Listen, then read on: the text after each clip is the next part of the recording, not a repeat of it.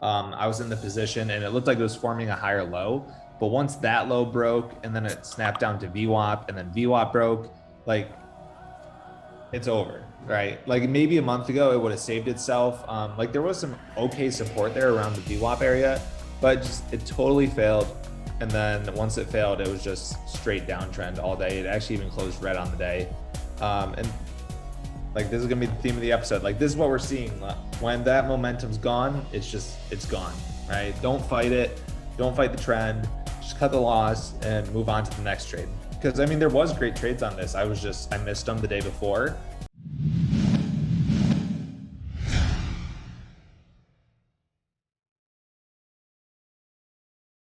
All right, everyone, welcome back to This Week in Steady Trade. I'm with my other two hosts, Jack and Kyle. I mean, it's been a market shift. We've been talking about this, I don't even know how long, since like definitely 2020, probably August 2020. We're like 6 months off, but we were saying it's going to slow down, and like we've been prepared for it the whole time, and we were just like expecting it. And like this, I don't know if it's legit how long it's going to last, but this is definitely the closest it's ever been. I mean, this week's been super slow, and yeah, I just want to get your guys' takes. Let the listeners know what you're doing, what your thoughts are. Yeah, I mean, we've been saying it's going to be slow because we just know it goes in cycles. Like we know every busy market will not last and every slow market will not last. So like we'll be 6 months early again. The market will come back. We will speed up. It just ebbs and flows. So it's like when it's hot, I know we'll slow down. When it's slow, I know we'll come back. And so I can like fight that, that wave of, I don't want to say emotionality, but just the uncertainty of the market. And yeah, I mean, we still have some plays. There's still some plays out there that have been making us money. They're just maybe not as ideal. They maybe just require less size. But of course, when we've just experienced the last, like literally the hottest market we've all experienced in the last few months, it's a big shift for sure. And yeah, smaller size, way more picky, or not trading at all. I haven't not traded yet, but I certainly feel like I feel eager to. I feel eager to just not trade one day, because it's just there's nothing that great. So yeah. So my point of view is the time of day has really been the biggest thing for me, and that is just I've been really taking off. Like after the first hour and a half, from 11 to 2, my computer's pretty vacant, which hasn't been a thing for probably like 6 months now. I've pretty much been trading every single day, all day. Even if I wasn't trading during the hot market midday, I still wanted to stick around just to see what was moving and get a feel and get knowledge to, better myself for when the plays do come. Whereas now, if I just do sit here, I know I'm just going to hurt myself because there really is only a few plays that I got to narrow in on. And it doesn't take that much mental capital to just watch those few plays for when they're ready. And then when they're not ready, just kind of avoid them and avoid the market in general. But yeah, smaller size, expecting less out of the stocks, focusing on key levels instead of just, the last couple months, you could basically buy any single dip and it held one higher. Whereas like now the dips are kind of dipping, going back down, and just trickling off instead of providing those huge bounces that we saw February, January, December. And it's just all about adapting. And like these other two fine gents have said, we've seen this kind of market before. I know what it's like in 2019 to pretty much sit there for 6 months and not see too much. So it's just all about adapting. And, the best trader is not the one who can make the most money. Best trader isn't the one who can pick the best entries. The best trader is the one who's in tune with the market all the time and always adapting and can make money in any condition. So that's just what you have to do, is just be very adaptive and do the best you can with what you got. Well said. Yeah, I agree. Like for me, I downsized, and like for me, a lot of that is like withdrawing a lot of my money from my accounts because that's kind of like how I like keep myself in check. Like I don't even let myself, like my account's so small that like even if I like blow up the account, like it's really not blow up because I only keep so much money in there. So that's like a safeguard against myself. So I withdrew a bunch of profits, and yeah, like you guys said, there's there's still plays. Like there's a handful of plays every day, but it's not the theme where we were like, you miss a play, don't worry, there's one 5 minutes later. Like that's kind of gone. So just to be aware of. And yeah, I mean, that's basically what I'm doing. I still sit in front of the market most of the day. But I like what Jack said about expecting less out of stocks. And like, that's totally what I'm doing. Like as a breakout buyer, like the stock's not going to go up 100% like it did a month or two ago. Like, you know, expect that single at like 10, 20%. And then when it starts to fail key levels, like, don't be like, oh, well, a month ago it would have gone, so it's going to work. Like that's how you kind of get stuck and you take a bunch of big losses. So it's pretty much like protect mode for me. I'm just protecting the gains because that market was bananas. And then just kind of taking deep breath, figuring it out again, and adapting to what we got going on now. So it's my approach. Kyle, let's pull up some charts, boy. Well, some trades we've got. So TSNP was probably I would say probably the best play of the week for me, the one I'm the most happy about, and as it pretty much is probably a good lesson for general viewers, you know, watching this. So TSNP was the former ticker. They did a merger, I believe, with Humble Inc. They're now called Humble Inc. and they switched their ticker to TSNPD.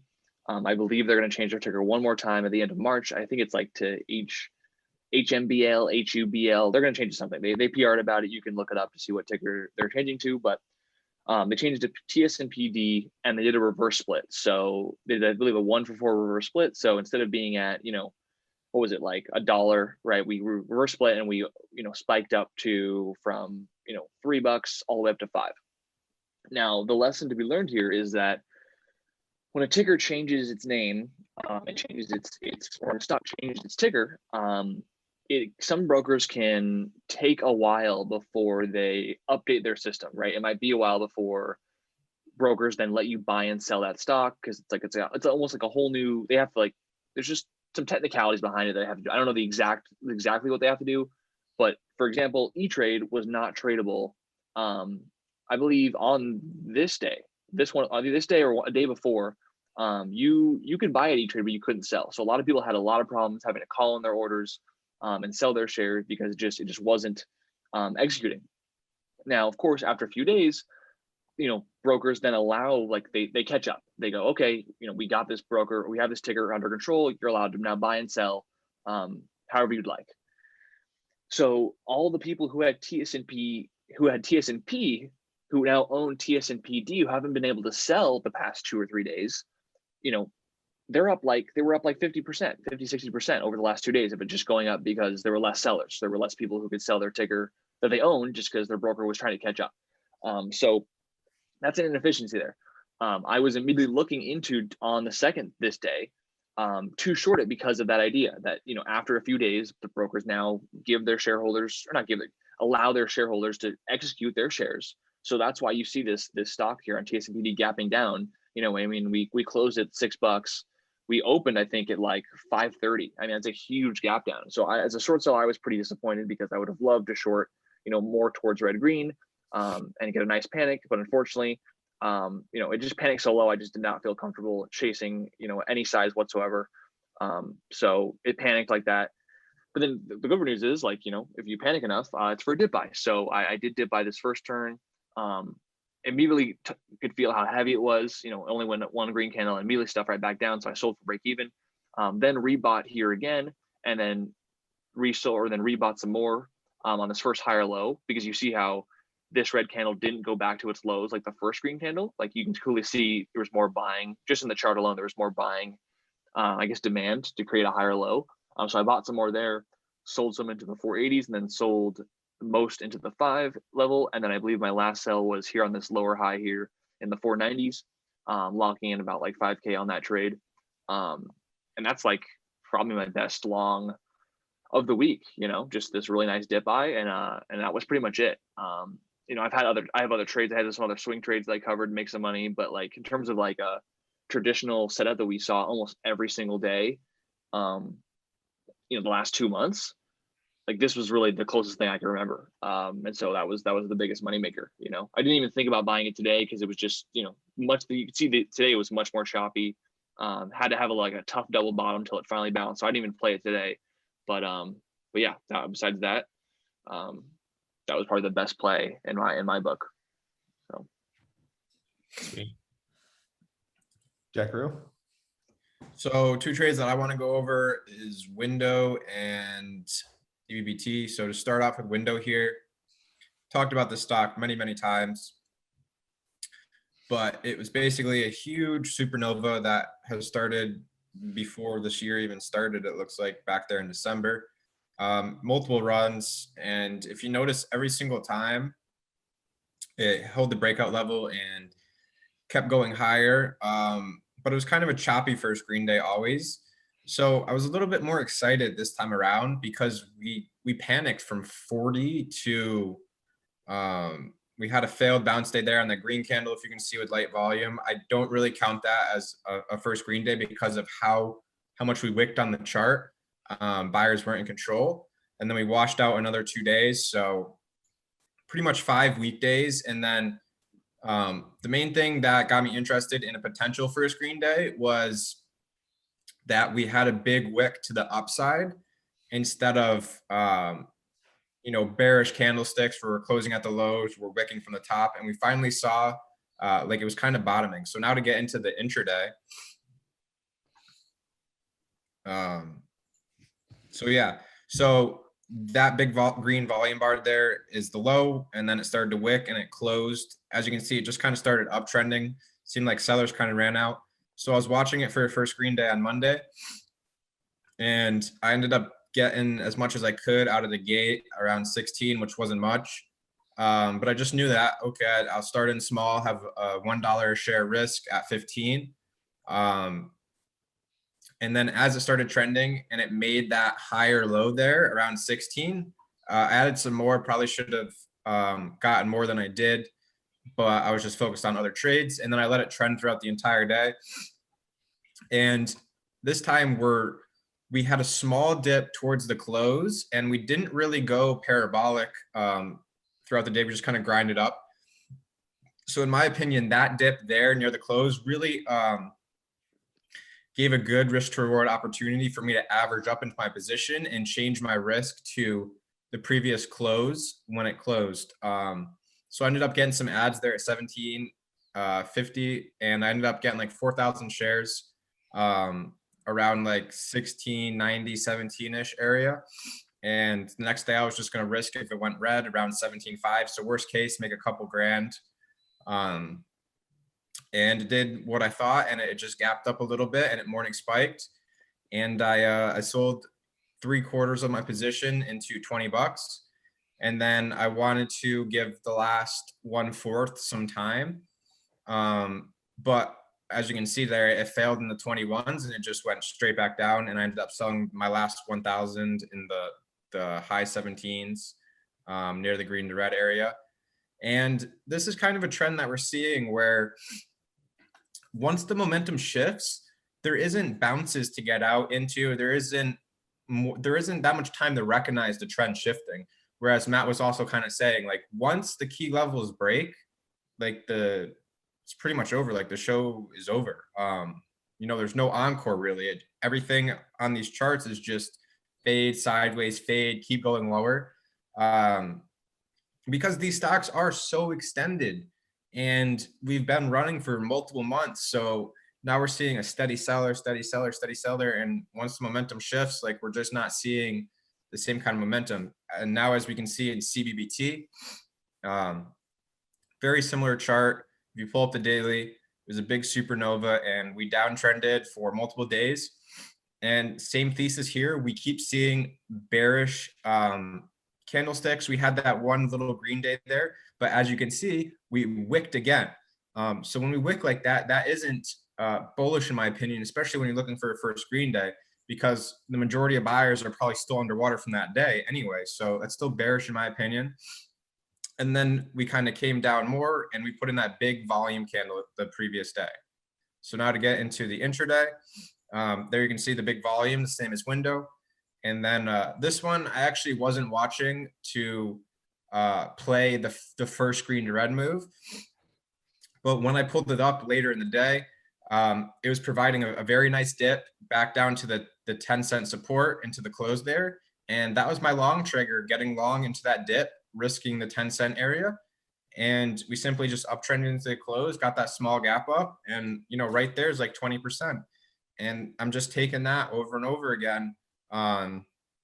Just taking those small singles on these reversals. And as you can see, once the momentum shifted on this, it was straight down the entire day. So that's a couple of my trades from this week. And this is how you can take advantage of these stocks that are still in play on the long side, or these supernovas that are in play, but not really, they're downtrending, is those reversals and just trying to take that single mentality. Love it. Love it. Yep. All right, I'll go over to mine. Let's do WSGF first.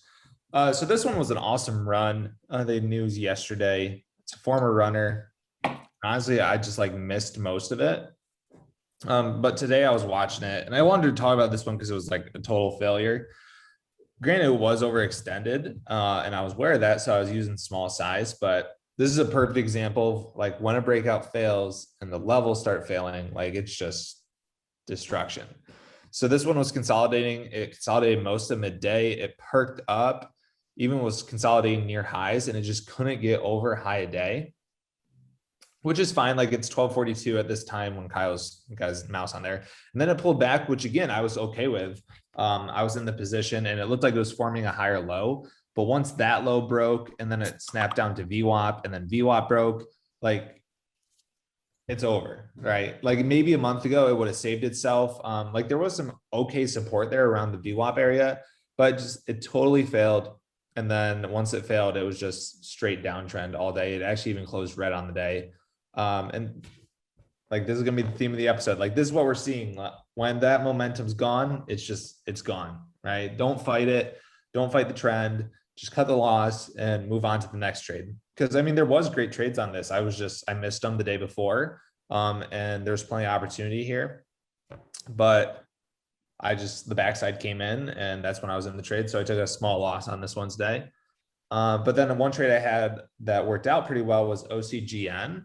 And even though this one did fail, Kyle, could you pull up a daily? I thought this had the potential to really squeeze some shorts. It's been holding up just way too well. And it had a little mini breakout over, it looks like the $12 area. And I was like, oh, it totally could possibly see 15, 16 day. Maybe if we super squeeze, it could go to highs. It's something I've seen before, especially in the last couple of months. But we had a good gap up today. And my trade on it was just a quick, I snagged the dip out of the gate. And I just rode it kind of to pre-market highs there, just rode that trend. I actually got out before even that hard snap. But that was just my trade on it, because one thing I've been seeing is it goes to that breakout level and it can't break over it.